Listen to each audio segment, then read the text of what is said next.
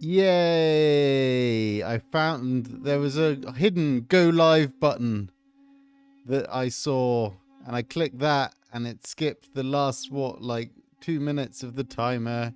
If only I discovered that a little bit earlier, I may have stopped causing myself all sorts of hassle. Got to apologize in advance for the soaring outside, because yeah, that is life, and people are building me a nice house, which is very nice. Um, so yeah, I went through an entire waffle about what we're going to do today already, and now I'm going to do it again, but probably badly. Um, Working on the spaceship dogfighting prototype, and there's basically a few bits of work that I did in my office hours on Friday last week, and thankfully, thanks to me already doing stuff, this is at the top.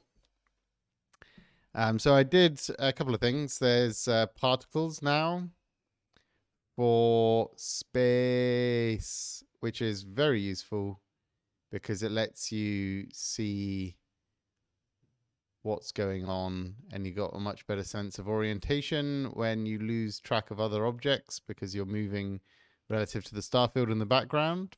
So that's super cool.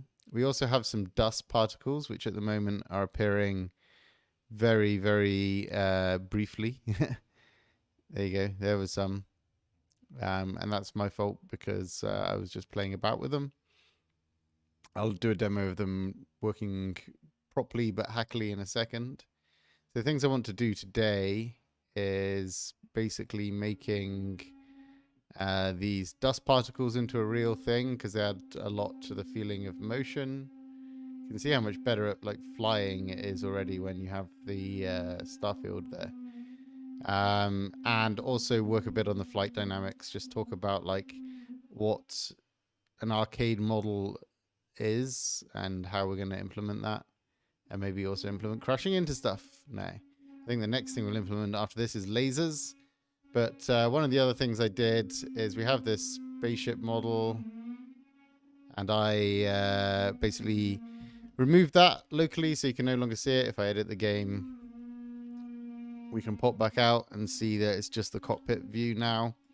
And the reason I did that is it's not supposed to be visible in this mode. And if we were going to do it in a way that was visible, I'd be extending this stuff to make it look cool. Yeah, and that sort of thing. It's still not multiplayer link able. I'm just working on the game, so I don't want to. I'll be constantly stopping and starting it, so sharing it with you will ruin stuff ever so slightly in terms of your own experience playing. But I will share it later, and we can all fly around together once we've done a bit of work on things.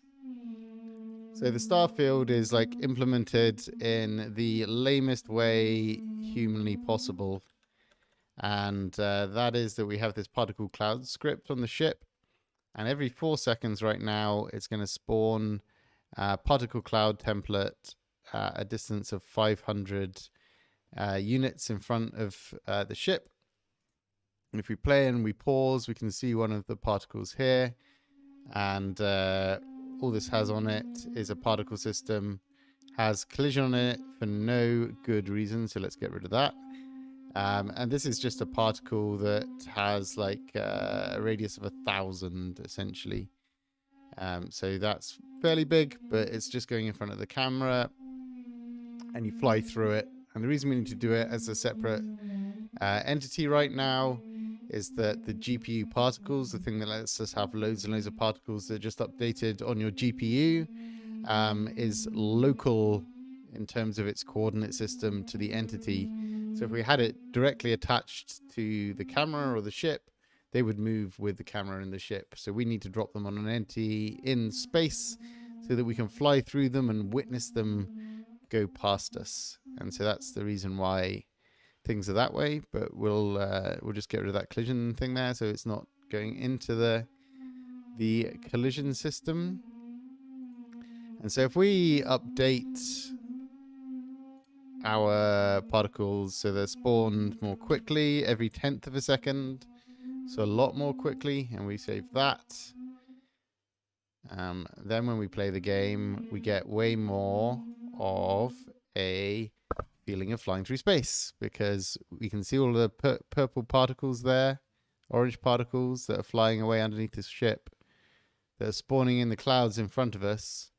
And we're moving at like 800 units a second. So we're almost moving through the clouds before they're spawned right now.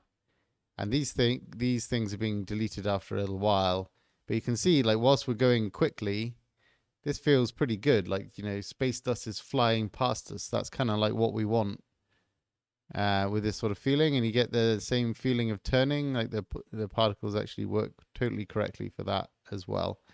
But the only downside is that we're spawning 1 million entities at a time. And they're being deleted behind us, but we are spawning and deleting things all of the time, which is performance intensive. And also, if we stop, because we're only spawning them every so often, when you come to a halt, all of the particles are getting spawned every 0.1 seconds just in front of us here. And that's causing us to get loads of dust in front of us, which we don't really want. Probably only want to really update the dust particles as we move around. Yeah, the orange cube is just showing me where the particle center is, and it's just there for debugging. Like when we've done a bit more and I'm more happy with how the system's working, then we can turn it off. And then if you like look at it from like a third person view, can we actually watch the player? No, we can't actually drive around because it's not taking input anymore, which is sad. So we've got that going, and we just need to start. Hey. And we just need to start making it do the right thing, which is what I had just about started doing. So our script is on here, on the thing that represents our ship. Another red cube. We all love red cubes. And we're going to open up the script for it. And we can just see it's really simple. We have the template. We have a spawn delay. We have the spawn distance. We have a next spawn time, which is private. And so if our game frame time is less than the next spawn time, we don't spawn anything. Otherwise, we'll work out when the next spawn time will be, and we'll spawn our particle in. And the only like crazy complicated thing that this is doing, well, it's doing two things. One is it's working out the position in front of the ship, essentially. Like this is just converting this position into the local space of the ship. And then we're just like creating a random rotation because our GPU particles are all stateless. So where all every particle ends up is deterministic. And because of that, you'll just get a big line of particles instead of having them randomly scattered around. At least with the way the particles are set up just now. And so just adding a bit of random rotation onto each one means that there's no order to them, and they look like random dust going past you, which is kind of what we want. And so we're just going to update this so we can add some pooling in there. And we're doing that so that we don't need to create and destroy particles all the time. We'll just have a pool of them, and we'll get the last one and we'll move it in front of us. And then the next time we want to do that, we'll get the next one and we'll move it in front of us, and we'll keep doing that as we go to see, just so then we're doing the minimum thing as opposed to doing a lot of work spawning an entity and setting all of its attributes only to delete it a few seconds later. And so part of that is having the size of the pool. We're going to start off with 10. Is that a good number? I don't know. And then the other thing we're going to do is essentially accumulate how much distance we've traveled and only spawn a new particle cloud once we've traveled a certain distance. And we're doing that because because we're moving through space, right? Like, we don't want to be based on time. We want to be based on distance for these things. So if I've moved like 500 units, I need to spawn a new particle cloud. So after the next 500 units I've moved, I'll spawn the next one, as opposed to time, which is the wrong thing. So I'm going to get rid of spawn delay in a minute, but we'll do the pooling first and check that it's working with the current way things work, because it's not really changing a lot in order to do that. So what we need then is a pool, which we'll call pool, amazingly. And that's just going to hold our entities that we're going to spawn in an array. And the other thing we're going to have is the current pool index. So where's the front of our array of things? So we're going to go like 0, 1, 2, 3, 4, 5, 6, 7, 8, 9. And then when we get to 9, we're going to go back to 0 again. And so we're going to track that. And by keeping this index around, then we can quickly grab the next thing that we want to use. And there'll be pew pew in space. But yes, we'll do this and we'll get this done so we feel like we're flying around even more so than we were before, in a nice way. And then we'll do some flight mechanics. And then the very next thing I want to do after that is shooting people in space. Because that's quite important, I think, for a space dogfighting game, right? Is to be able to kill each other. Possibly even one of the most important things. So let's finish off the pool. And so this script and this entity isn't networked, so it just exists for everybody when they join the game. So we don't need to worry about ownership here, whereas we might if we were doing this in a way that was actually networking this. The third person ship is networked, which is kind of cool. So we've got our pool. We want to populate our pool with all of the things. We're going to have a loop. It's just going to loop through all of the pool elements that we want to have. And I forgot a let at the beginning here. And so because we're doing this, we're just going through, and all we want to do is essentially spawn in entities from our template, which is totally cool. So we're going to do this, pool, push, and then we can do this game, add entity from template. So this is just stuffing these entities into our array. And that's kind of good enough, but what we probably also need is like some sense of like an off-screen position. Otherwise, when we spawn all of these in, they're just going to all arrive somewhere, and it won't be very useful to what we're trying to actually achieve. They'll just be bunched up together, turned on, and kind of getting in the way. So I'm just going to have like an off-screen position defined, maybe. Or maybe I'll just chuck them a long way away. Let's just do it in here for now.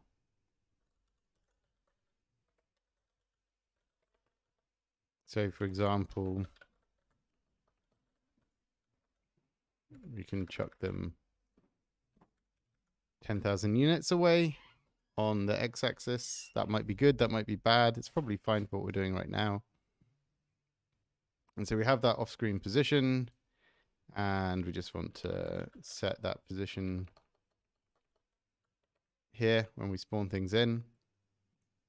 And now they'll all appear somewhere off screen, and we can play, and we can pause, and we can open up the entity search, and we see all of our red cubes, and they're like all the way over here, which is legitimately quite far away. And you can see the other ones that are being spawned in over here as well.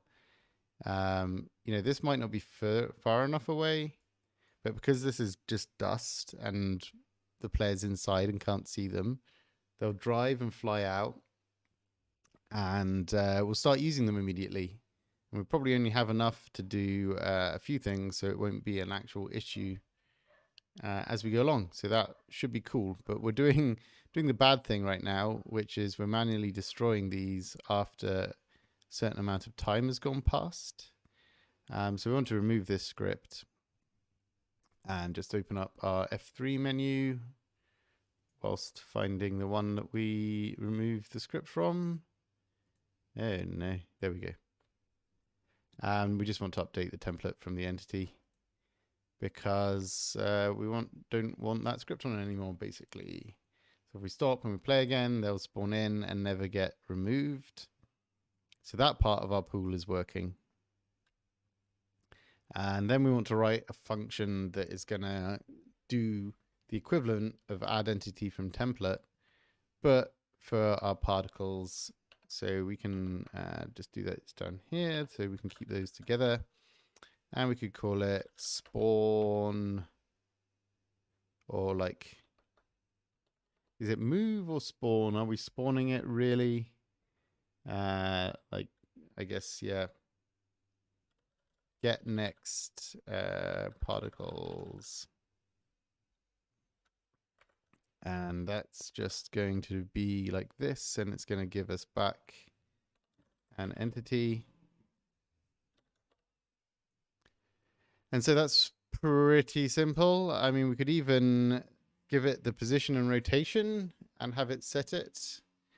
So we could not even get the next one and do stuff with it. But maybe it's easier to just keep these things separate for now.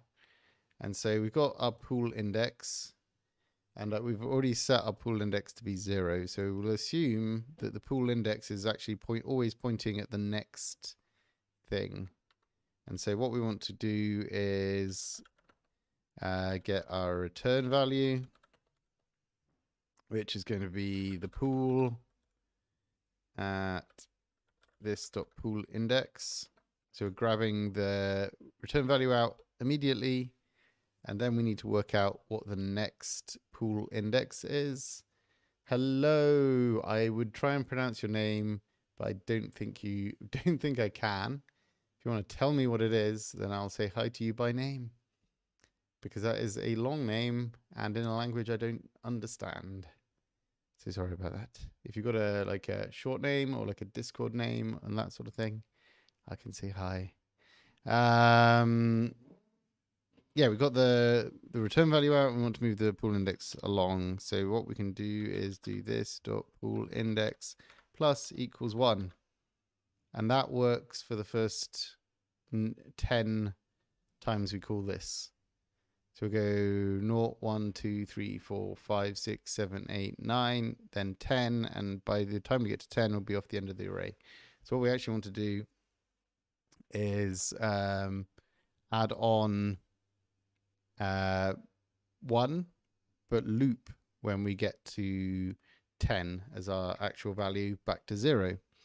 And it's kind of handy. There's a way of doing this, which is just built into TypeScript and JavaScript. So we can take our pool index and we can add 1.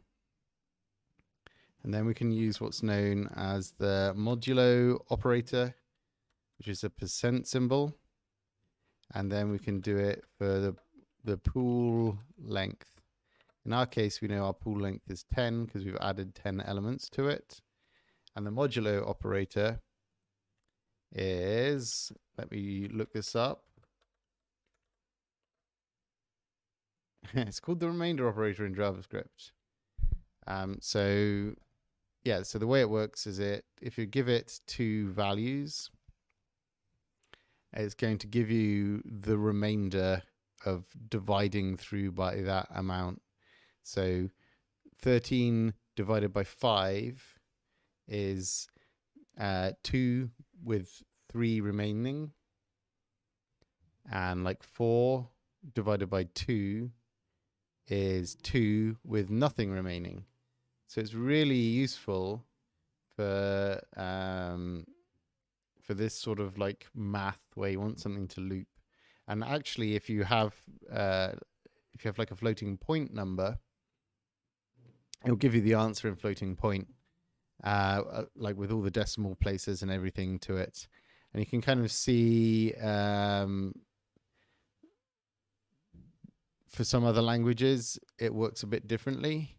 And so you have to use this crazy version of it. But for what we want to do, it will work perfectly fine. It's funny it doesn't give you any float examples of it, but it'll work. And so what we're doing is we're dividing through by 10. And so what happens in our loop, if I find it again, oh yeah, it's just here. So in our loop, we're going to start off with 0 plus 1 is 1. And the remainder of 1 divided by 10 is, well, 1 divided by 10 is 0. 10 goes into 10 goes into 1 no times at all.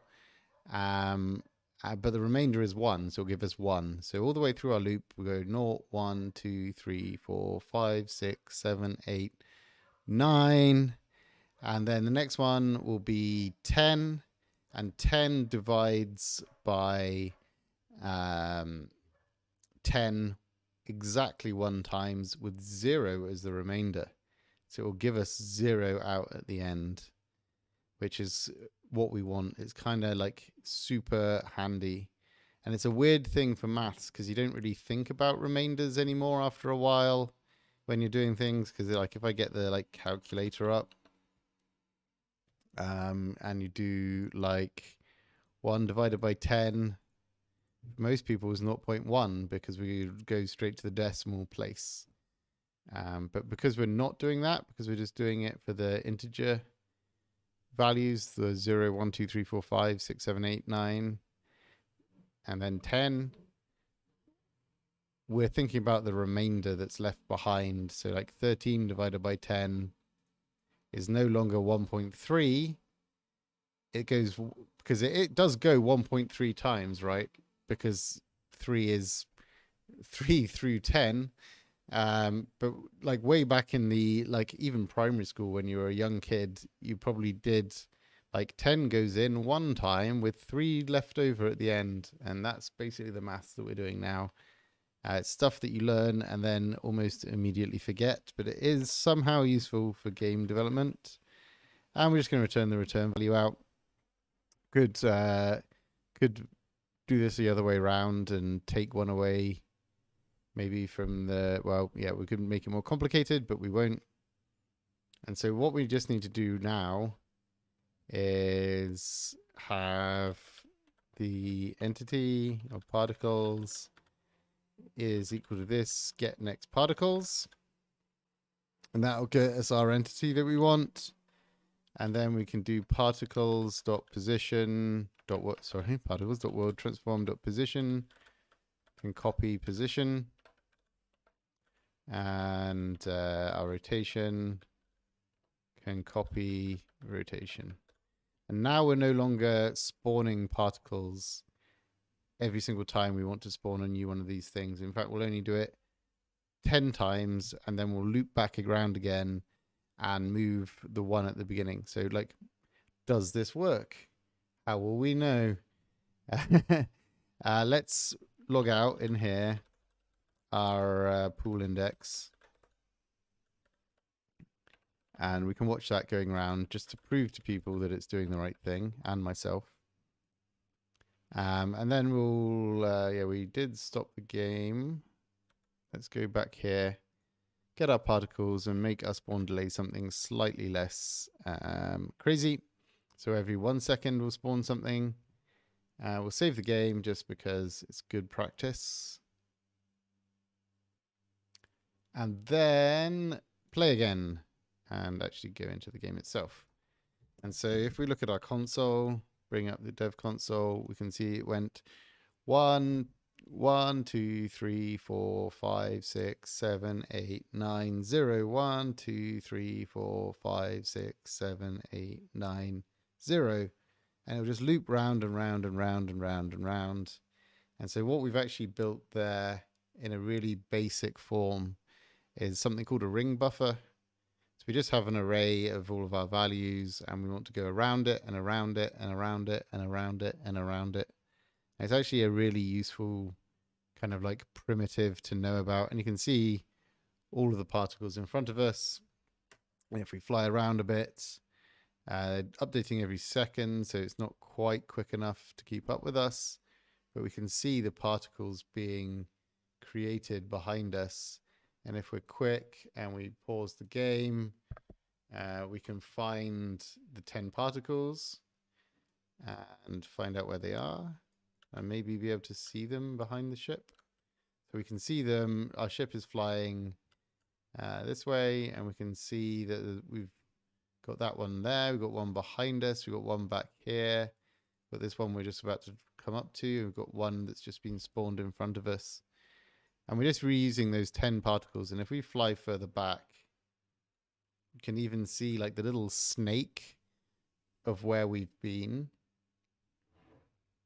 And that's like quite handy in a way. Like we can see where the ship has been and how it's been moving, and we can see the particles that we've flown through. So, you know, this is actually semi-working right now. All that we're not doing, what we're not doing correctly right now is respecting the fact that we're moving through space and want to spawn the particles based on that, rather than the fact that we are doing it by time right now. That's what I wanted to say. So the next version of this is we've got a spawn delay and a spawn distance. I mean, that's fine.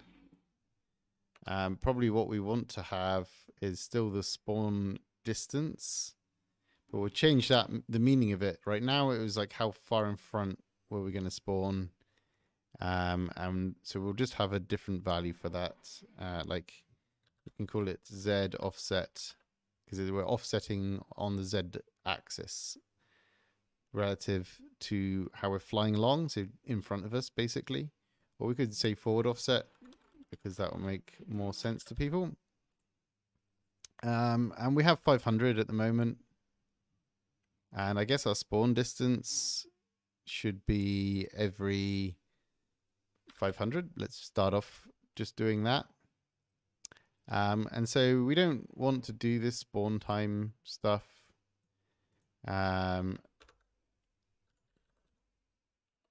Accumulated distance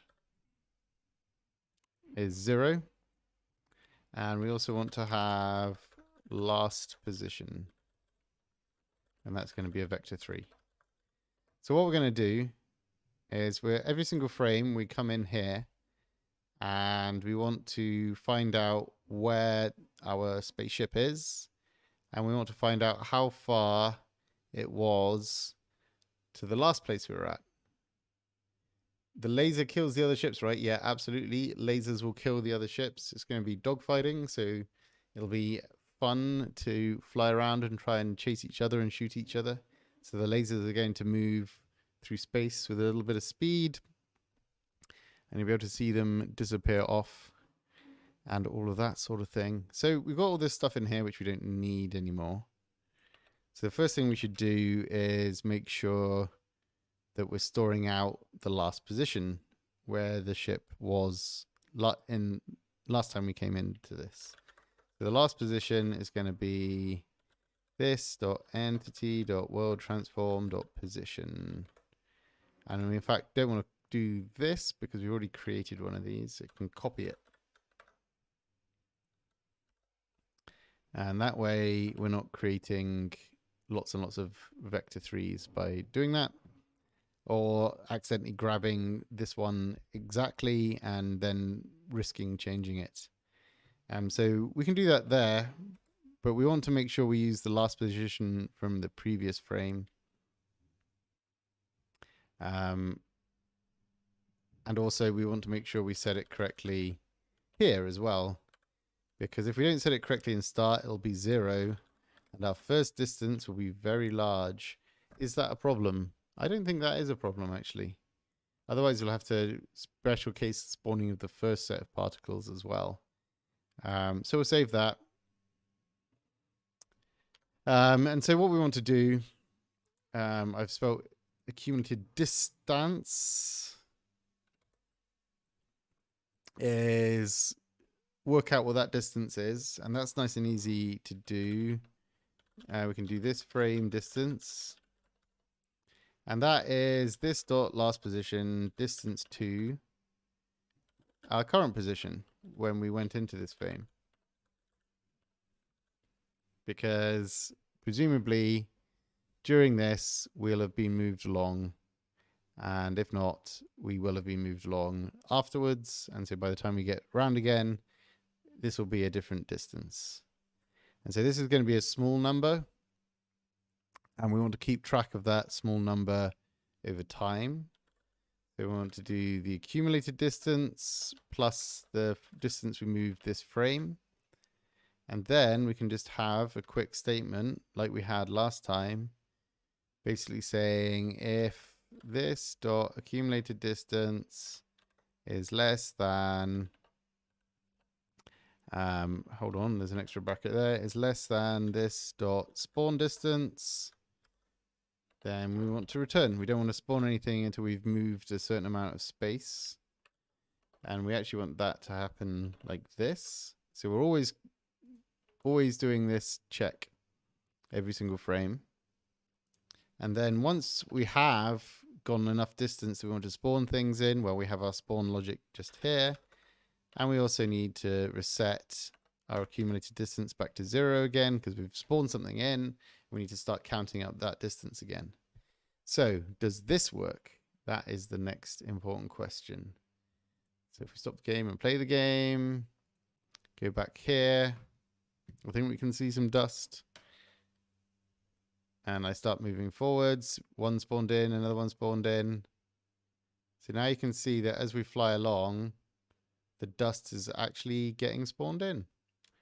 And if we stop and we pause, we have our ship lying in space, and we can sort of zoom out, and we can see the whole track of particles that we've spawned in, that we've like moved along behind us. And we can see, like, you know, we have the one in front of us there. So I think the problem right now is because we're only spawning them every 500 units, or only spawning them 500 units in front of us, we're basically flying into the middle of them before we spawn the next one. The thumbnail changes whenever I save the game, which is kind of, you know, it'd be nice to have that on a separate button as well. So it's kind of doing good stuff right now. It's just some of our settings are a bit wonky. So if we stop and we go back to the beginning, we can find our cube with our particle clouds on. And let's say we double that. Whoops, that's 100. Let's say that our forward offset is 1,000. I actually think we need less particles in our pool, so we'll have 5. And I'm going to save the game again, and, you know, have the nice thumbnail look like this time. We can make a good thumbnail at the end. I'm very bad at like work in progress games, making sure the thumbnail looks sexy. So we fly along, we get one there. That doesn't feel like it's spawning 1,000 in front of me.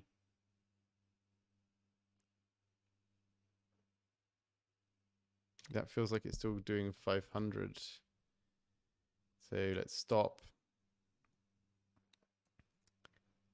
And we can see that actually we're not using our forward offset. So that's why that's not working. That was nice and easy to fix. So what was the other thing that I might do there? We've still got our pool index logging out. So let's just make sure that it's going. So we changed our pool length just by changing that pool size value to 5. So now it goes 1, 2, 3, 4, 0, 1, 2, 3, 4, 0, 1, 2, 3, 4, 0. So we know that our pooling is working correctly when we change the size of the pool as well, which is good info. And now we're back in the driver's seat again.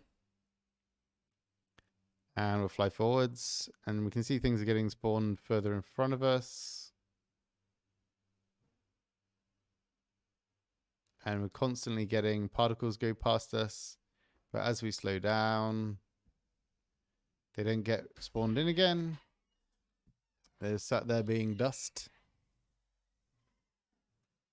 Hi. And we can go again. And it's sort of working.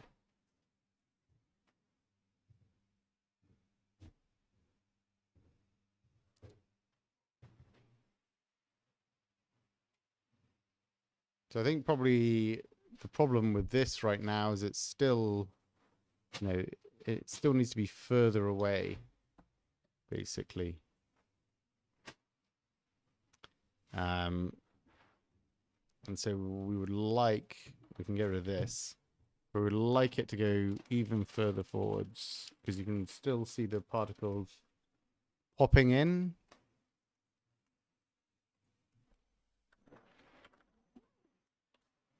So I'm just going to keep advancing that number until it feels good.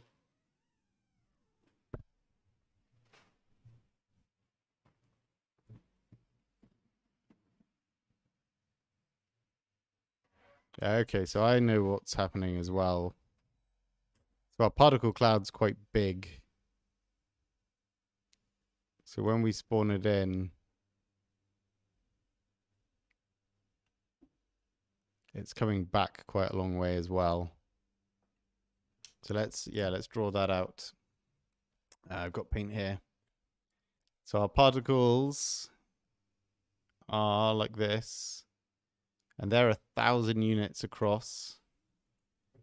And then we spawn one every 500 units. So every time we hit that radius, spawn a new one in. And it goes like that. Then we spawn a new one in. And it goes like that. That is a horrible thing. And so they're kind of overlapping like that. So when you spawn this one in, particles pop in right in front of your face.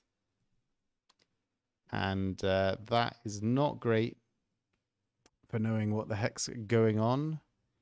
So what we want really is to make them contiguous, I guess. Maybe if they were boxes. And rather than spawning overlapped, they spawned along each other. Like that. We're not going to be able to do that perfectly, of course. So perhaps the thing to do is essentially just slightly increase the distance we have to travel before they get spawned. So we have some overlap, but it's not like right in our face. So spawn distance is like that. Like what happens if we do 1,000? I mean, let's experiment with it. It's going to have some empty gaps is my general feeling. So we'll go along. We'll have to move 1,000 before the first one appears. I mean, that's not so bad. I think it's still super noticeable that the particles are spawning in, though. Am I being too picky? Is the next question. And you can kind of feel the emptiness there.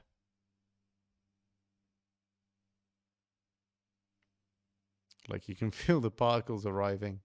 So we probably need to spawn some in front of us as well. This is an interesting conundrum. Like the alternative is if we think about like the world, almost like this grid way of working. If we think about like we have our spaceship and it's flying along, and we want to make sure that you have like particles going past your face, and that like for a set amount in front of you that we have particles up until you wouldn't be able to see it. And then if we imagine we're looking top down on the spaceship, let's put some wings on it. If we're looking top down on the spaceship, we might also want to have some out to the side, but not extending as far forwards. And some out the other side, but not extending as far forwards. So you kind of like get some thing, and then like If you swapped this suddenly to be a side view, then you'd want to stack stuff up on top of it and down below it as well. So you can see kind of like you don't see the particles popping in as you pull up. I think we've got our particles large enough right now. That's not so much of an issue. Probably what we want to do is always add like 3 in front of us. We could try. So rather than doing this, we can have forward spawn number just as 3. Then we probably do want to put our pool size back up again because we want to push all of these things out. So every time we spawn some in, let I equals 0. I is less than this forward spawn number plus I. And so we can have this position here. And then what we want to do, and we can actually get this matrix out as well. We don't want that inside the loop. And then this is what we do in our loop. We need to work out a position and a rotation for our particles. We need to get our particle and set their position and rotation. So we'll do 3. But the important thing is that we want to multiply our position. We want to add the forward offset each time we go through this. So we go through once with it in the first one, and then we want to do position dot z plus equals, oh no, because we're in world space now, and we'll just keep applying that matrix to it. So we do want that matrix there, and we do want to apply that matrix, but we want to have like a const current spawn pos copies position. So you want to keep a copy of our starting position here. Oh well, okay, yeah. Just need to create a new vector. So we're going to keep our position because it's our our cornerstone, our watch of where we want to spawn things. And then instead we're going to have a current spawn position. And really we can take the rotation out, but we'll do that in a second. And our current spawn position, we're going to multiply by a scalar value, just a number. And that can be I. And so what we want that to be, so it'll be this. If we multiply that by 0, that's not the right thing. So we want to multiply it by 1, 2, 3, so I plus 1. So we're going to spawn the first one, the offset ahead of us, the next one, 2 offsets ahead of us, and the one after that, 3 offsets ahead of us. And then when we get to the bottom here, it can copy the old position back in. And so we're resetting everything before we do the next loop. So we're going to work out how far forwards we want to go. Going to work out where that is in world space. Going to create a rotation. We're going to copy that into our particles, and then we're going to reset them. So we'll go like blub blub blub 3 ahead, blub blub blub 3 ahead, blub blub blub 3 ahead, and see how that feels. What I'm going to do here as well is we're basically recreating this 3 times when we don't need to. So we can bring it outside here and just do it for the first time. And then like we did with the copy here, we can just do set and do this again. And all that's doing is just making sure we're using the same Euler object that we've created and just changing its value rather than having to worry about creating a new one inside this loop every time. It's just a little bit more efficient, and that kind of helps things overall. So we have that done. Does it work? Well, that is a good question. We go back into this. It should be spawning 3 in front of us. Let's stop. Actually, stop play. So we're back here. We'll move forwards 1,000, and it'll spawn in 3 sets in front of us. We move another 1,000 in front as well. So if we edit the game, we can see roughly 3 things in front of us. So you can see like it's created a much bigger, you can see where our ship is, and it spawned everything in front of us. So we have like that whole thing going on. You can see we've got like lots of dead space here because these are the things. What we want is we should really call this ship, player ship even. And because we're doing the spawn distance of 1,000 and the forward offset of 1,500, there's a big gap between each thing.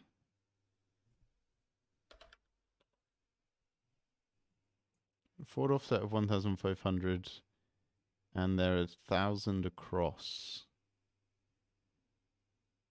Interesting. Just thinking, yeah, forward offset is 1,000. We'll see. We'll see what that does. Move forward 750 and then, yeah, spawn things in. Our pool size is definitely going to have to be bigger. Save.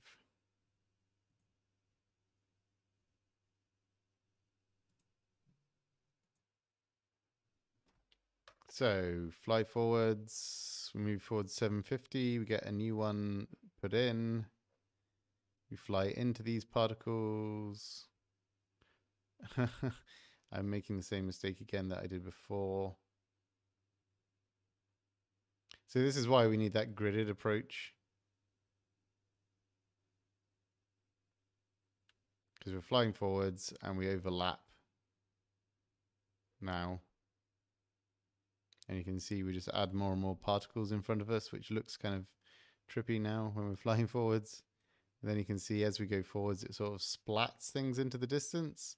So I would say, in terms of how I've actually done this right now, I've made things worse by spawning things in front of us even further.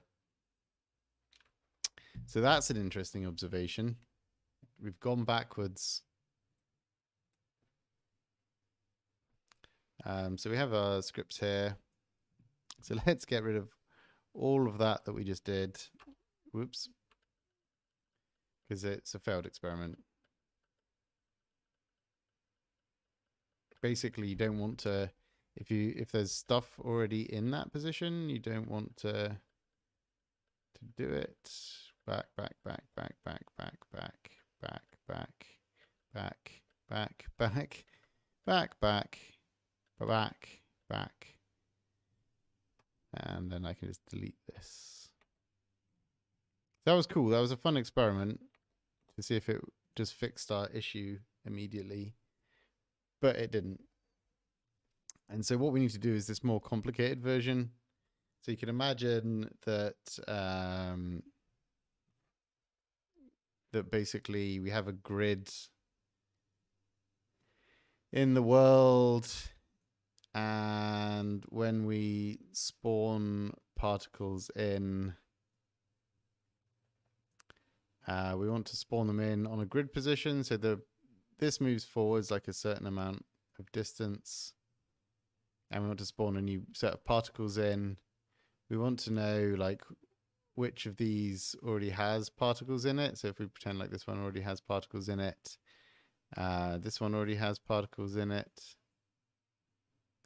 This one already has particles in it. And say like when we spawn particles here, we want to spawn them in all of these boxes. Or we want to go through and work out like what grids we want to fill in. And then we want to work out if they have particles in them or not. So like we have to say, okay, well, we do want to add particles here. We do want to add particles here. We do want to add particles here. We do want to add particles here. We do want to add particles here. We do not want to add particles in there. So we need to like store off which of these grids have particles in them. We need to then make sure we can spawn our particles in those grids, which will be fun. So we need to do quite a lot of work in order to make this, like, I guess more consistent, stop that pop in. So I think what I'm going to do is I am going to balance the particles for what we have right now. Like, what's the best we can do for what we've got just this second? Because this is a cosmetic feeling of dust going past us that we've got. Would be great to have a really robust, awesome system that populates that for us. But right now, for this prototype, the slightly janky version is way better to have. We've got a fast running, slightly janky version. Great.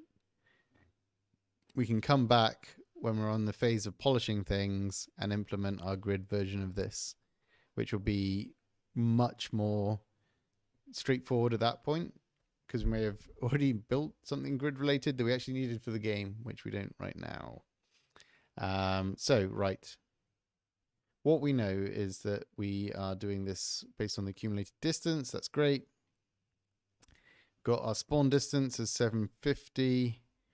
This is going to always spawn the particles well in front of us, which maybe is what we want. Let's just see what that ends up playing like.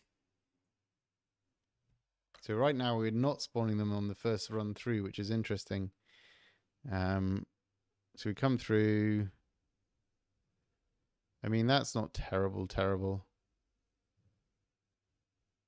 Definitely feel them arrive. But if you're like concentrating on the shit, it's not so bad.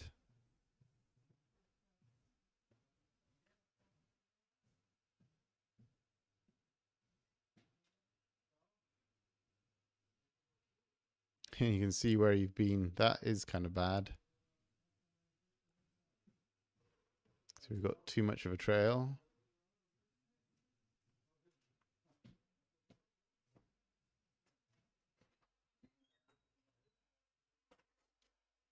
Feels like we're still not quite like spawning them 1,500 units in front.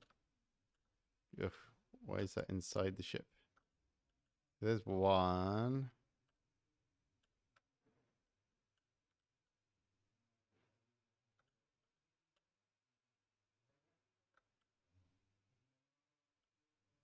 And there's the next one.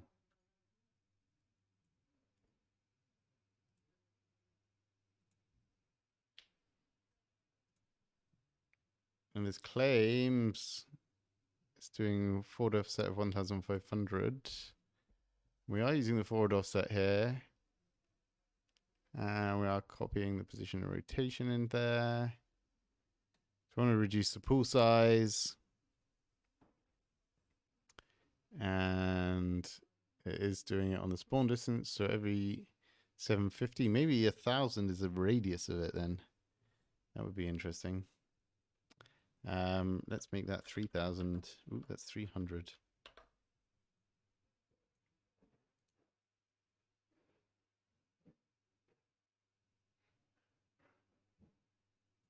Go again. Oh, let's stop and start actually. And also we said we wanted to reduce the pool size. Like what I want to do is just make it so you don't fly backwards through your through the particles that have already been placed down, because that's sort of weird. So it's just having like a small enough pool that get the particles in front of you. So you can see they're miles much further in front now. So here you can see them appearing because they're like so far in front. And if I spin around quickly, they're not behind me anymore.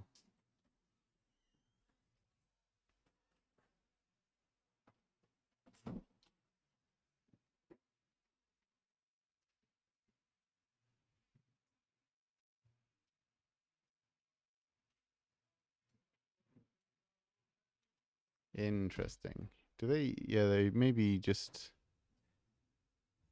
It's because of their minimum size or something. Like, how far out are all these things? Let's close this down quickly. So every 750 units, we're spawning 1,500 in front of us. So they will overlap. So we're going forward 750 units. If we're going forwards in a straight line and they're spawned every 3,000, then the next one is only 2,250 units in front of it, which is interesting. So maybe we just add the spawn distance onto the forward offset. So we go forwards that, no, because that would just result in things popping backwards and forwards. So every 750 is good. Every 1,000. So we move forward 750 units. Spawn the next one 1,000 in front of us. They're going to accumulate doing that. Like 1,000 and 1,000 is maybe more sensible.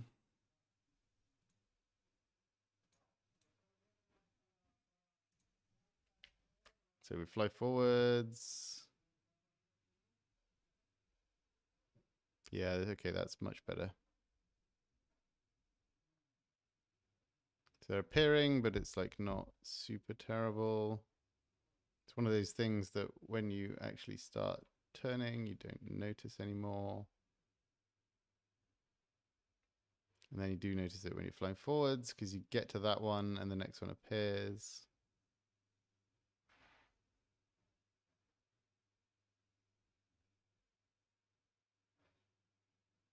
And that's why we want to do the grid version, because we want to be able to fill up that space in front of us without increasing the density of the particles. So that's good. And then if we spin around quickly, it doesn't feel weird. It just feels weird going forwards because the particles spawn in front of you. I'm going to say good enough for now. For that, at least for a prototype. Maybe revisit it later on in the month.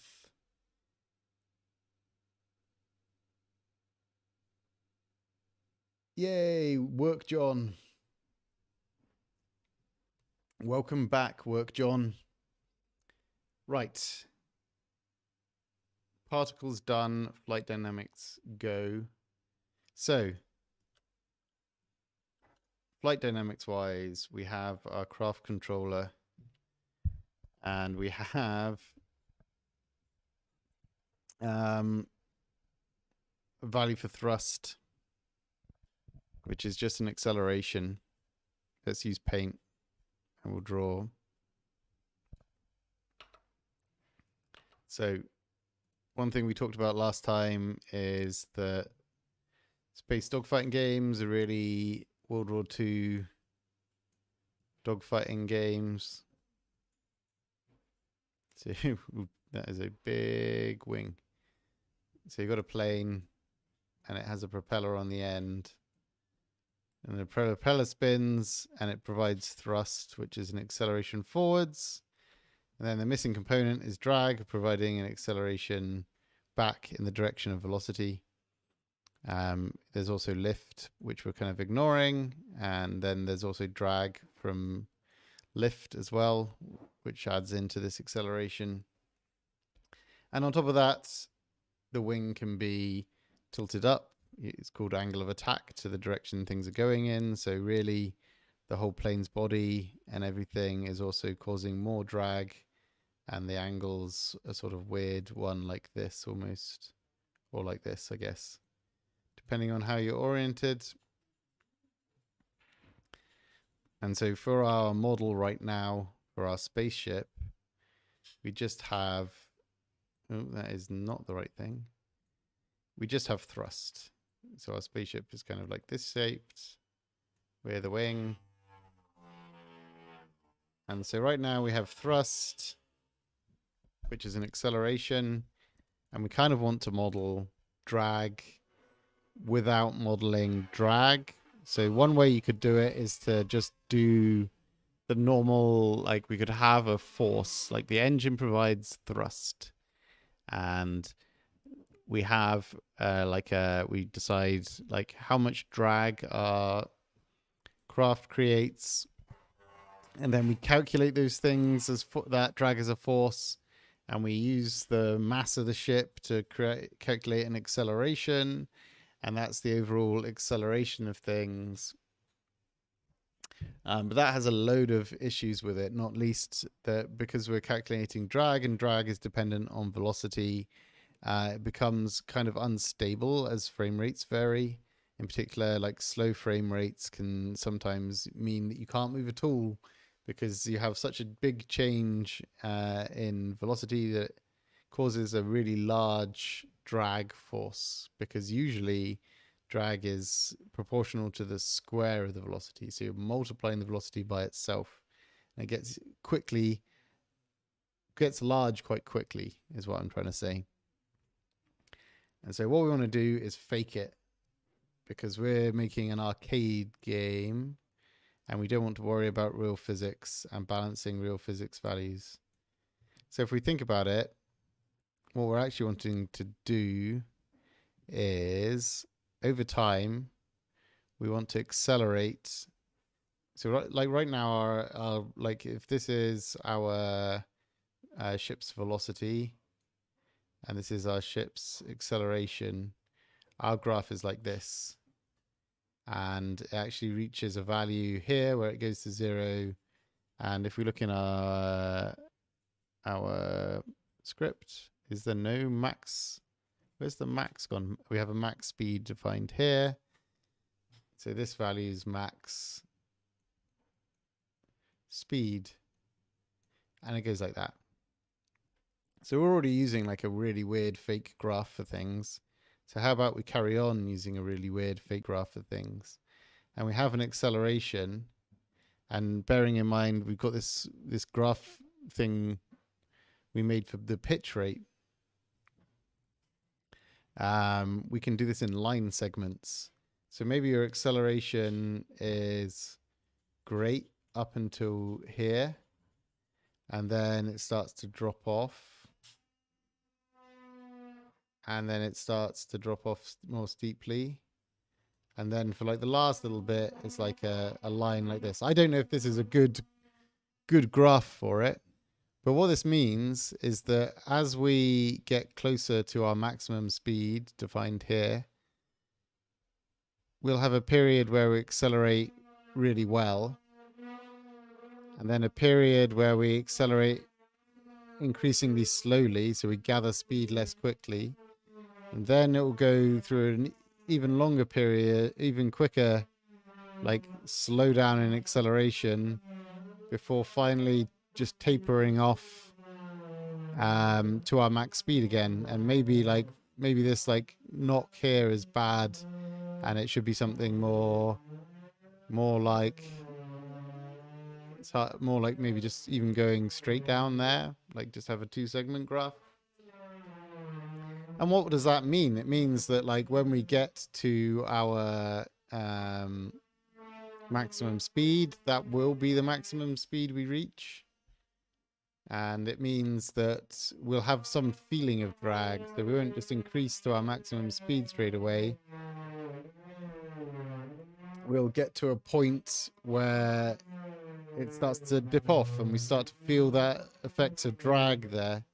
And it also means that if we want to So we're also rotating at the same time, and rotation should increase the amount of drag.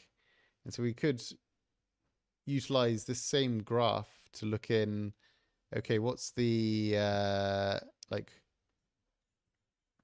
what is the additional drag? How does that affect our acceleration? I mean, like, we're never going to get draggy enough that it's going to overcome thrust and push us backwards. So maybe we could just like look up further up our graph. And that would mean that, like, if we had, I don't think we have it right now, but if we clamp our velocity so it can never go past here, what we can say is like, okay, we're going to have, like, if our rotation at maximum like pitch rate is gives us like an additional like fake, I don't know, 20 units of velocity, then, like, you know, when we get up to our maximum speed and start to turn, it'll be up here and we won't accelerate. So maybe we do want some negative acceleration on there, actually. That could be interesting. So then we, you know, we extend our graph along a bit to account for that thing, and we actually have a negative acceleration. So we slow down a bit when we, or is it, yeah, negative acceleration. So we slow down a bit once we get past the end of that curve, which could be really cool. But still, this intercept point is like our maximum speed, unless we went mad and had our graph go back up this way and do something weird like that, which we wouldn't because we're sensible people. But that's the modeling I'm thinking of right now for like how to actually build this without going and making it another foray into building physics. So I'm going to start off just by implementing this, because we've also got the code for doing that, right? Like last time we made a graph evaluation thing, and I apologize for the soaring. Don't know how much it comes through versus my voice, but it's pretty loud in here. And so what we're doing with the graph evaluation is giving it a bunch of points. So for example, in this case, we've got the pitch rate graph that we build here, which amusingly doesn't actually use the values that we put in. So I don't know why we have those in there at all. Let's get rid of that just to simplify stuff. So we've got the pitch evaluator, which is using these sorts of things. And we can see that at 800 speed, our maximum pitch rate is 70 units.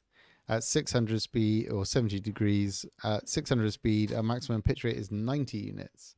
So we actually go quicker round at a slower speed, which is good for people balancing how they're actually flying around, and therefore the dogfighting. Like if you're trying to catch up with somebody on a turn, if you go slightly slower in the way we've got things set up right now, you'll actually turn inside of them potentially, depending on how their spacecraft is set up or whatever.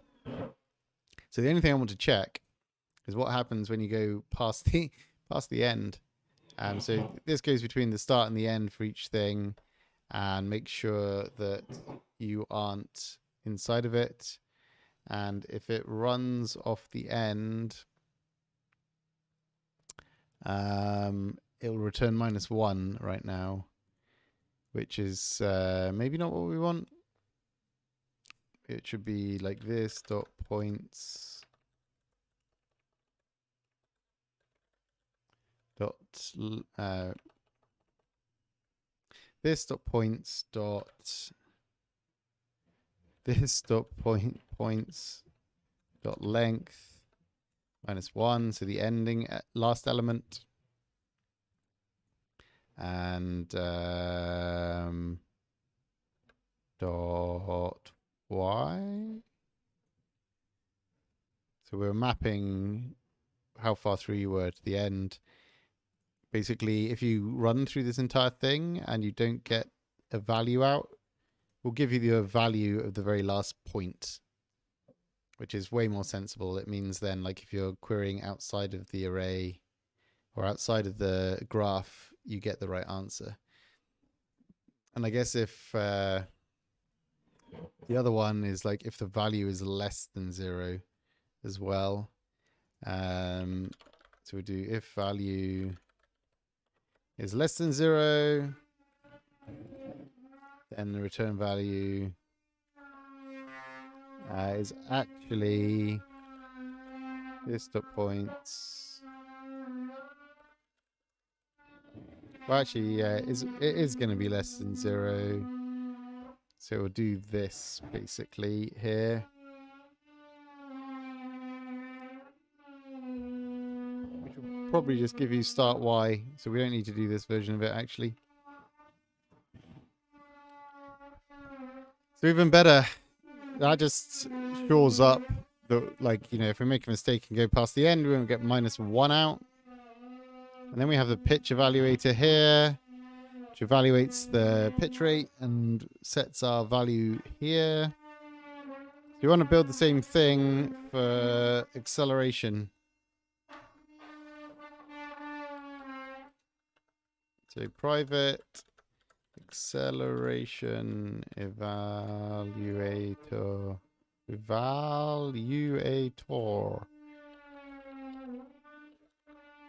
And it's the same sort of thing. We've got an array of points. And so for our current one, we can have new vector 2 for value of 0. It's going to be, where is it? 210 is our current thrust. And then for the next one,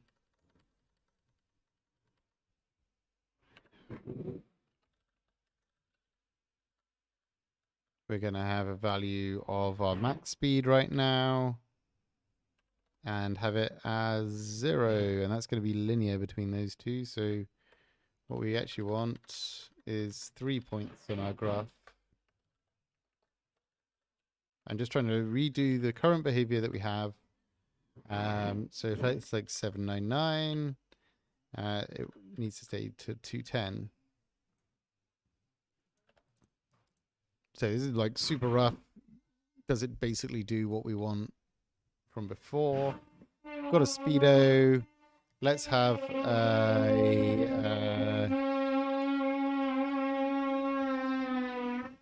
an acceleration UI text. And just copy paste this one.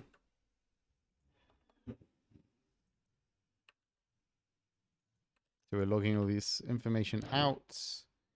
0.15. And yeah, nice and easy to do. We have our like our throttle, which can be 1 or -1.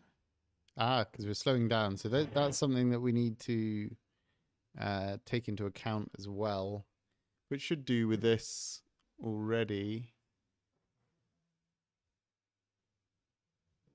Yeah, we should do with this already.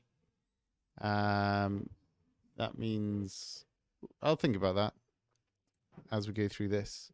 So we've got the thrust version. So we do const thrust, because we'll slow down slower when we're going quicker, which is what we want. Although it probably needs to be reversed actually. We will work it out when we just have it as a constant value for deceleration. Anyway, so rather than this dot thrust, what we want is to evaluate our thrust thing. Acceleration evaluator, and our value is this dot speed. Yeah, we evaluate. So we work out where on our graph we are, and we just substitute thrust in here. And so what this is going to do is accelerate us backwards. Oh no, it's going to be 0. If the button's down, it's going to be 1. Do we clamp the speed at some point? That must be what we're doing. Speed, yeah, we clamp it between this and 0. So we need to adjust that as well in a moment. This is interesting. We're finding the wrinkles anyway. So we're here, we're not going anywhere. We start accelerating. We get to 800 and we stop accelerating. So we're using the graph evaluation now instead of anything else. And now we're at 800. And we can see I've let go of the button, but we're not slowing down, which is interesting in itself. And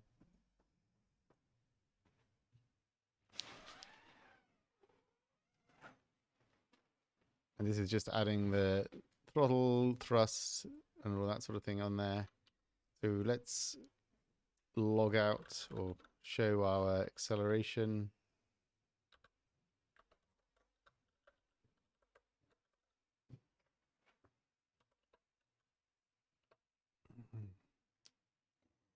Why are you not signable to that? Where is... Oh.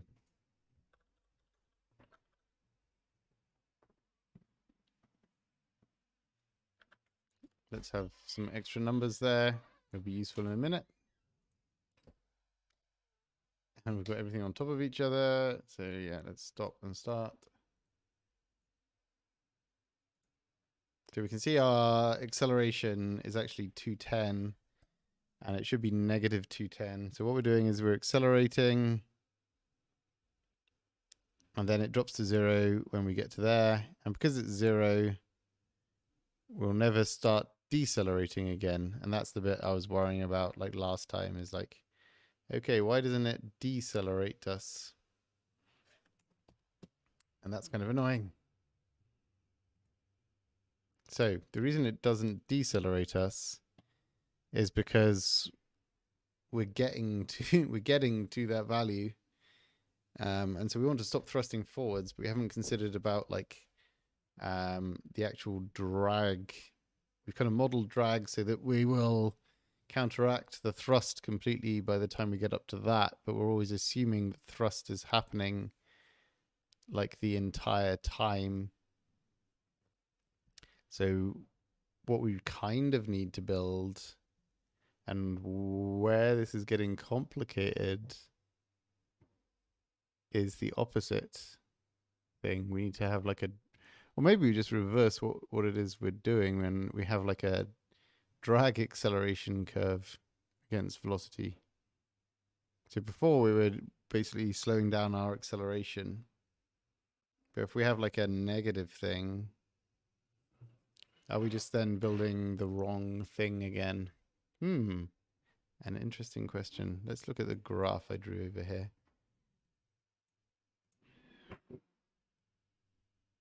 That works for what I want.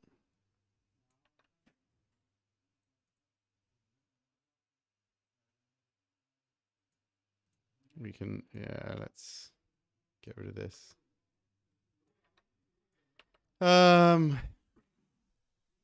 Maybe when we're not thrusting, we evaluate the opposite, essentially. I'm looking forward to seeing your creation, Abel. That should be super cool. So the problem is we've got to the end of the graph, and the acceleration that we're evaluating because of how fast we're going is 0. Whereas what we actually want is the graph to be the other way around, in a way. So for example, like the pitch rate could be calculated with this throttle value. Throttle value is greater than 0. We do this. Otherwise, we do like this dot pitch evaluator dot evaluate this dot, or like inverse evaluate this dot speed. And it doesn't exist, so let's try writing it.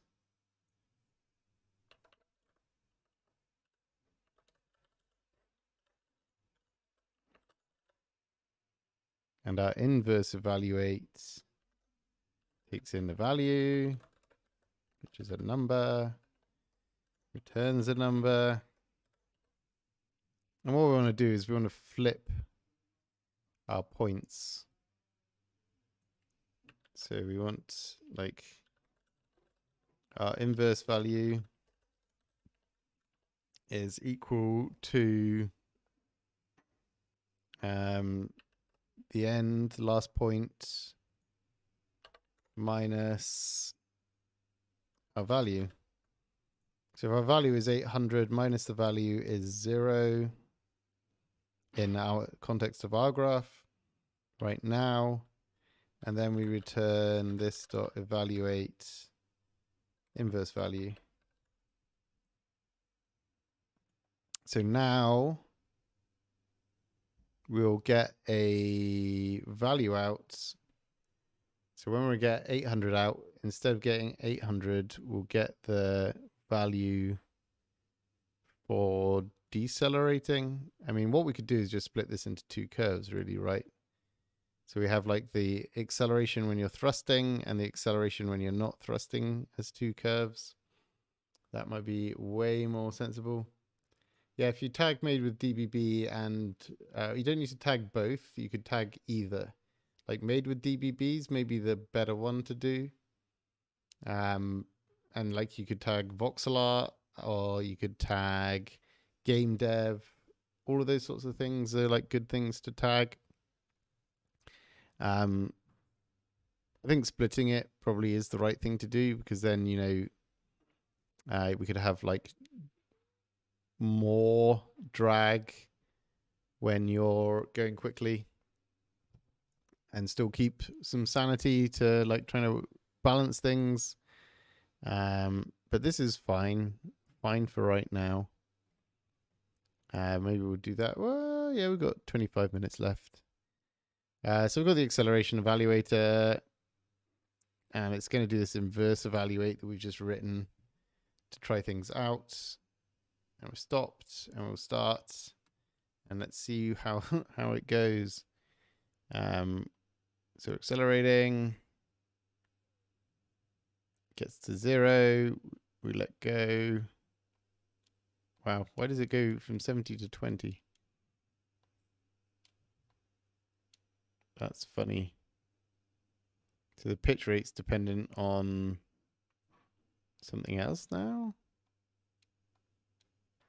It's on whether I'm thrusting or not, which is interesting. So something has gone wonky there.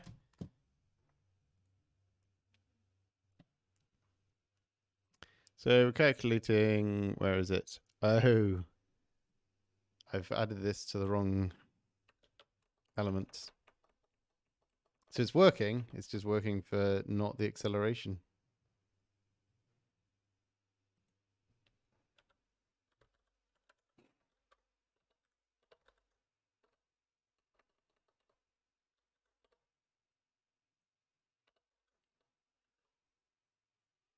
Which is quite comedy.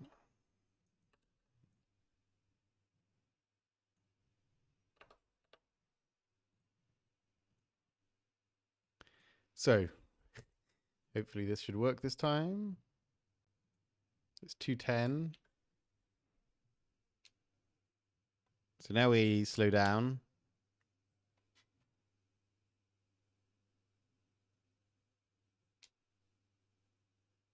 It goes to 210 again. It stays at 210, interestingly. So we're thrusting. Well, we want, actually, we'll stay at 210 because it's 210 all the way across the board right now. And then we come to a stop.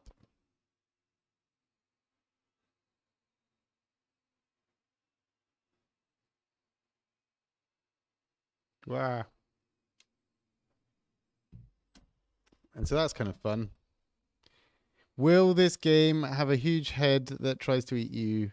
No, Rob, this game will not have a huge head that tries to eat you. But it will have friends you can shoot in space. That will be the best thing. Everybody likes shooting their friends. Okay, so we have the acceleration curve evaluation doing its thing with how things were set up before. So now we can have a fancier acceleration curve. So let's try that. Maximum boost. Come on, thingy. Maximum boost up to what? Let's say 450. And then from 450 to 600, it's going to go down linearly to 130. And then from 600 to 800, it's going to go from 130 to 0. So, and we also talked about having it slightly beyond that. But that was for the turning stuff, so we should ignore that. We should ignore that. Yes, we will for now. Why am I all the way over here? So let's watch the top number on the bottom left. 200 starts to go down. And you can see it takes us longer to get up to full speed. Then we decelerate quickly. Okay, we stay at 210 for deceleration. That's okay for me just now, I think. But like our acceleration's more interesting now. And so like 600 is like our top deceleration speed.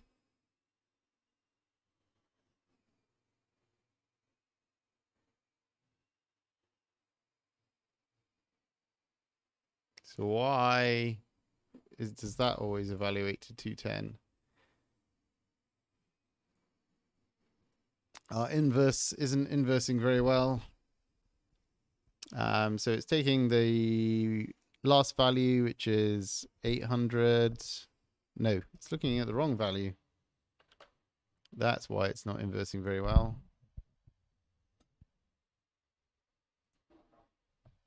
Let's try that again.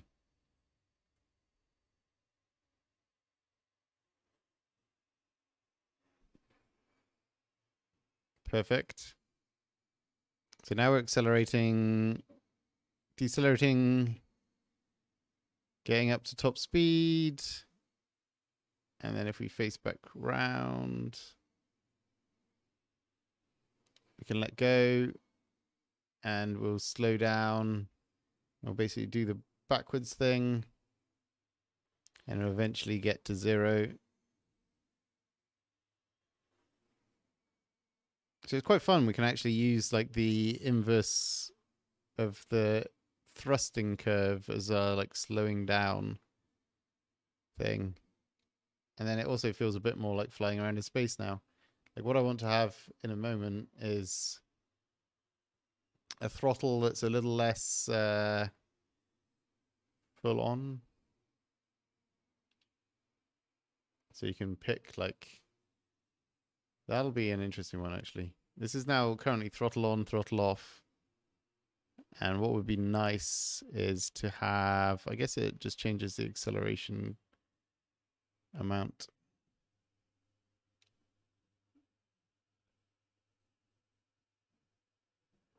And then we also have the pitch thing going on there as well. So as you slow down, you start being able to roll and pitch as well. So you're in space and trying to track things, and then you go faster and you start being able to pitch and roll more easily.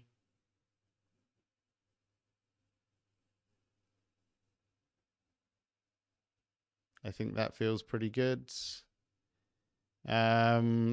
What was the last thing I wanted to do? That is the important question. This is looking much cooler now. It actually feels much cooler. I'll share a link in a second and we can fly around together just to finish things up. But I'm just thinking about throttle. So like throttle, like if it was an electric engine, throttle would literally just like change the amount of force coming out of it. Maybe we just have another curve for the throttle, and like when you're at half throttle, that's actually 0.8 throttle. Because right now it's either 1 or -1. And we just use that to multiply the thrust amount. And so I'm either thinking about, I mean, that basically just raises and lowers the graph, which is what we want to do really. Closer to 0. That might work. We won't do that now. We'll do that next time. But I think like this is really going forwards now. We've got pitch rate evaluator, we've got an acceleration evaluator, and these are only like made out of like 1, 2, 3 line segments each, which is quite crazy. I was going to do like a bit of turning. Let's just do that super fast. So turning, fake velocity, or turning drag velocity or something. This is the amount of velocity we add on for there to be some like fake drag amount. 60 is quite a lot, I guess. And then we can add in an extra line segment into our graph evaluation. Oh, you're going to work this time, Monaco. So 800 and, well, 60 is like the most. Let's just do 900. And it's at like minus...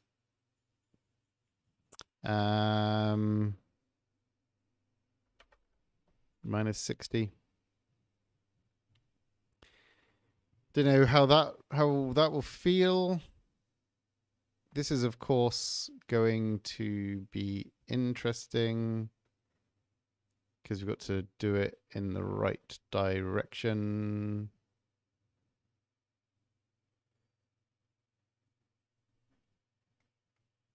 I think we'll just do it whilst we're accelerating right now and ignore. Actually, we're doing the inverse evaluation, so that should just work. What is it that we want to do?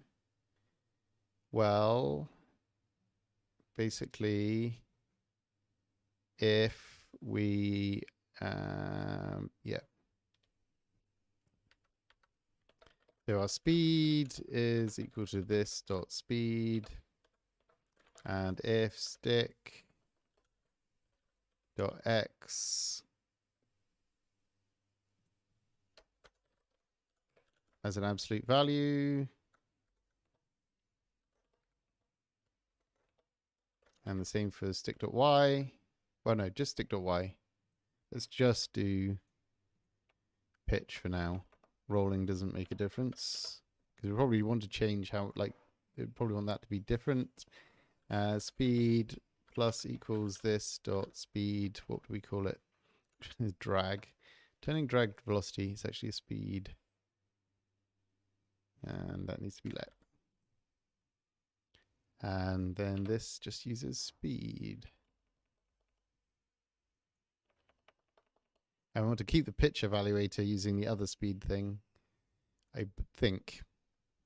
Or it uses the new speed anyway, so yeah, that is correct. So the idea here is that we don't disappear off into the distance. Why is that? Let's make this a bigger number.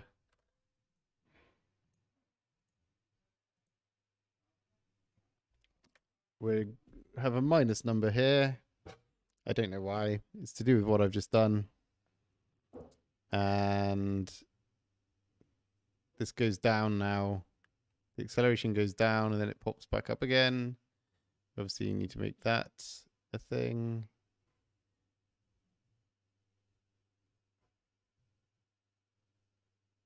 So you can see basically what's happened is now that we're turning, our maximum velocity is like 740 units. Whereas if we let go, we'll go back up to 800 eventually.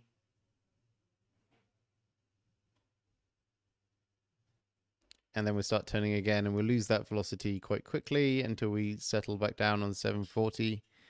So that's kind of like demonstrating the concept. Like the bad thing right now is that this goes down, and because of our inverse evaluation, and we have now got that negative range, it actually goes down to like a value, like this 100 value basically, and kind of screws things up. So we just always have a slight positive velocity, which is annoying, but we'll fix it next time. We've got 10 minutes, so let's make this multiplayer and fly around together and have fun and see what breaks when we do that. No. Right.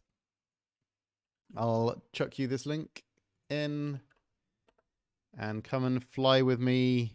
You got to keyboard controls work WASD and space.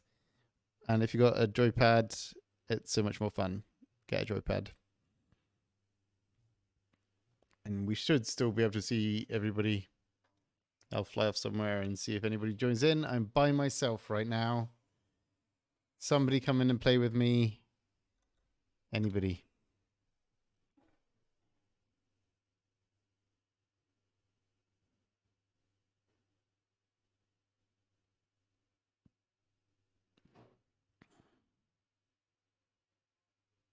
Just flying around as a lonely person. Lonely in my spaceship. Still lonely in my spaceship.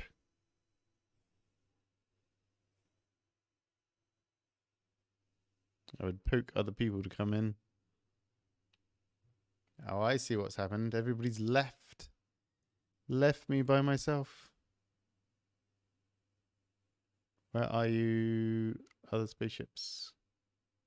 There you are.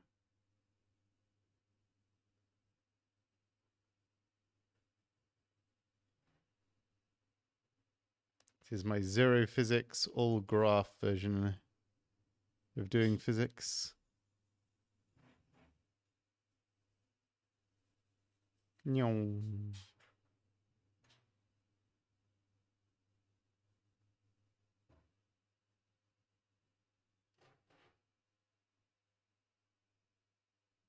It's interesting, like the pitch rate. Oh yeah, because it's based on like how close I am to 600. So for example, yeah, I could set like best turn rate to be full velocity whilst going, but it's an interesting one that like it takes some time to actually get to your best turn rate like this, and then if you let go you can massage it up. Yay, somebody else is here. I'm getting on your tail. I'm on your tail, person next to me. Stop so we can see each other. Well, we won't be able to actually. Come back. Oh no, you flew through a thing, you exploded yourself. Yay, hi Chris. I see you're in with me now. I've lost you. No, I've got you again. This is super cool. It's actually really fun to see somebody else flying around.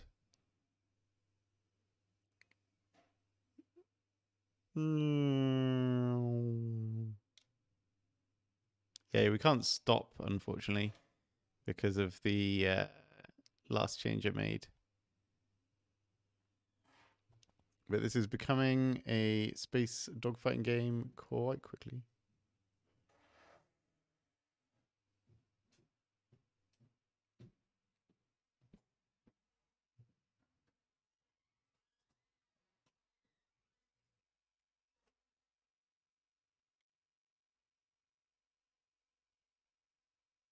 Ah, it's John. I see a John. Cosmic Ray. Ooh, there's several people in now. Even better. I think this is definitely... Yeah, well, that is good news, Chris, because I have spent quite a long time trying to make it feel better today. And that is the goal of making this, is to make it feel better progressively.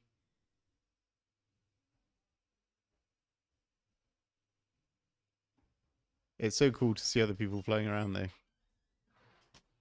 One of the things I really need to do is just make it so that there's some lerping on the keyboard controls. It's quite hard right now because we don't have the WSAD keys set so that we can do that.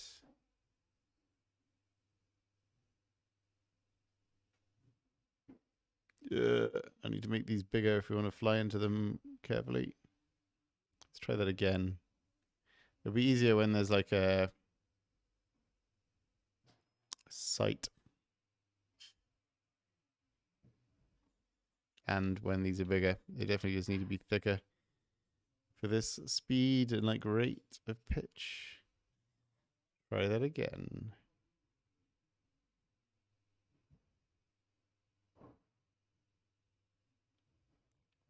That's pretty amazing. Let's fly over, see who this is. Okay, we've got 5 minutes. And what I wanted to show you in the last 5 minutes is the changes that are coming really soon. And I'll show you that on our content environment. I just need to get this into a different window quickly so I can load something up without sharing all of our secrets. Escape the Aliens is a good one. So here is Escape the Aliens on our content environment. And our content environment is where we build games and test new features and all this sort of thing. And so what I wanted to show you is that the whole world has changed in terms of making games. We have good icons. We have a crazy entity search that not only does it search by name by default, it'll also search for scripts. So I can type DBB. It'll search tags. It'll search the names all at the same time. So I could type bunny and I'll get the bunny spawns, but I'll also get all the bunnies that have been spawned into the game. And I'll get like the cylinder, and these all have bunny in the name, but Game Manager doesn't have bunny in the name. It has like a script with bunny pool and it has 2 tags on it. And a player has a script for carrying the bunny. And it finds all of those in one go. And you can quickly also filter. So you're only finding the scripts, or you're finding everything, or you're only finding things with the collision volume, or only finding things that have particles on them, and so on. It lets you really quickly figure out what the heck is going on. Everybody fly around together whilst I'm doing this. I still have the game up. It should still be working. Oh no, somebody else is now the server. It should still be working. On top of that, voxel objects, you can see the game, all of them that are mine, all the ones that I've liked, all the ones that are in this game, you can search them. Scripts, magic, suddenly have all the scripts that we had before that are featured. You have all of the scripts that are in the entire thing. You have all the scripts that I've made. Same with templates. You can have all of my templates, or all of the featured templates, the template toys. Completely searchable. Super cool. And then last but not least, if you select an entity in the game, you see all of the components it has. And not only do you see all the components it has, but you can edit the transform in local or world space. You can look at scripts like you could before, but they look cooler now. You can edit things easy. You can enable and disable them. You can delete them. You can set voxel objects. You can change all the emissive settings for these sorts of things as well. And opacity. You can change opacity now without the F3 menu. You can filter by all of these different things. You can toggle these on and off. I just want sounds. I want to see them all. It's amazing. And like similarly, you can see all the tags and name and all of that sort of thing that's on there. So this is like a significant improvement to what we had before in terms of like your ability to edit stuff. There's other cool things as well. So if I open up the user script editor and open up a script that isn't spoilers, you can see that when I move this around, it goes opaque. When I click back into it goes transparent. When I click back into it, it goes opaque. No, good God. When I click out of it, it goes transparent. When I click back in, it goes more opaque. And when I drag it around, it goes more opaque as well. So now you can see what's happening behind your script window without having to open and close it all the time. I am looking forward to this arriving hopefully soon. And that's basically it. I'll be doing the stream again, same time, 1 p.m. my time on next Wednesday. We'll be carrying on with the Spaceship Dogfighting game. I'm actually pretty happy with how things are. I might just take a quick look at fixing the weird acceleration thing that we have going on there, because that's not doing the right thing. And then the other parts of it are just starting getting lasers and shooting working and figuring that out, because that's going to be an exciting one in terms of actually like implementing a crosshair that's in the right place on the screen and other problems.